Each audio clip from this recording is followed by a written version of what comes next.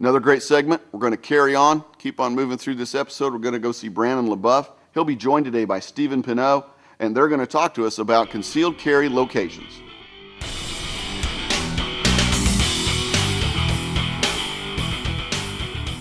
Hey guys, Brannon Lebouef with NOLATAC Firearms Training. I'm here again with Stephen Pinot of 21st Century Gunfighter. What we want to talk to you about now is concealed carry locations. The different places on the body that you may want to place your holster so that your gun is accessible when you really need it.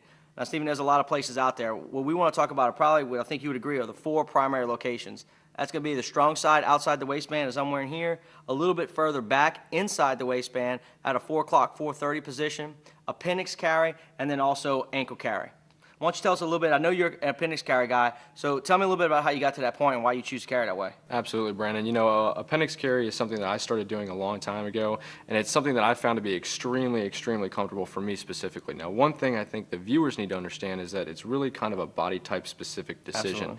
So if you have the body type to support it, appendix carry is far more comfortable than a lot of people give it credit for. I feel that if you get a good quality holster and a holster that supports it, you can not only conceal a lot more comfortably, but even a larger frame handgun as well. A lot of people also tend to think that it may get in the way of their daily, routine, but I found that, because of the position that you're actually concealing the handgun right here in the pockets or in front of your pelvis, being able to drive for long periods of time, sitting down for long periods of time is really not a problem. Additionally, from a fighting standpoint, if you can get that, if you've done any sort of force-on-force training or fighting in a clinch, it's very easy to get the gun out and in the fight, and also retain it very easily. So defend it from the front. Absolutely. Awesome. Now, outside the waistband, 3 o'clock position or strong side position, generally what you would see when you look at a law enforcement officer where his gun is on his duty belt, it's right there. The benefits of that is going to be is it's right there. When you go for it, it's right here. All you're doing is coming into the center line and the gun's where you expect it to be. Especially if you're a law enforcement officer and you hopefully have those thousands of repetitions of practicing and going for that gun. When you take that duty belt off and you're going out to dinner with your family, that concealed carry off-duty piece is right where it's going to be. If you're wearing something that's a split open front, like a light shirt or a light button-up shirt or a cover garment such as a coat or a jacket, once you sweep that back, your hand's kind of already in a position to go right to the gun. Some of the drawbacks is it is going to widen your frame a little bit, especially if you're carrying an extra mag. You have to take that into account. So it's going to print more. If you're wearing something over it, like a polo, it's going to want to stick out more and show a little more. So make sure your clothes is sized appropriately for it. Speaking about clothes, if you're carrying outside the waistband, you don't have to do what you generally have to do with inside the waistband, which is buy your pants or get pants that are about an inch or so larger than what you normally wear to accommodate the gun. So let's talk a little bit about the 4 o'clock carry, or I was just referring to the 4 o'clock or behind the hip carry. Absolutely. Inside the waistband, behind the hip is far and away the most common carry location I see most of my students coming into classes with.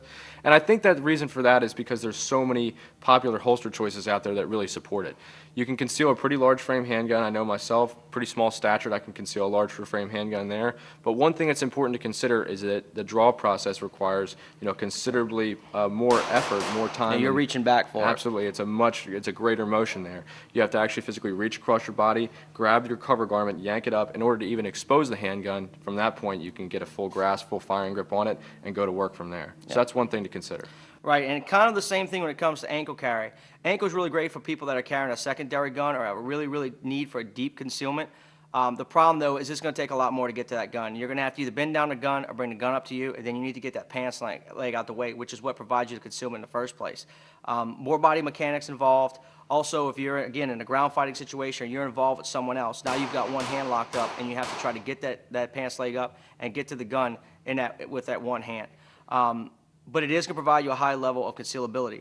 Where it's going to work or fail for you is going to be the amount of training that you put into it, and then also making sure you have a good quality holster. You have to be comfortable that if you have to run or do anything with that holster, that the gun's going to stay where it needs to be. So when it's all said and done, at the end of the day, the location, the holster, the gun, it all comes down to a personal decision that involves what you like, what works and what fits you, your lifestyle, your environment, even your workplace, your manner of dress. Take those things into consideration, factor them all out, and at the end of the day, make the right decision for you that works for you. And as always, remember, be vigilant, be prepared, be safe, and stay gunfighter strong.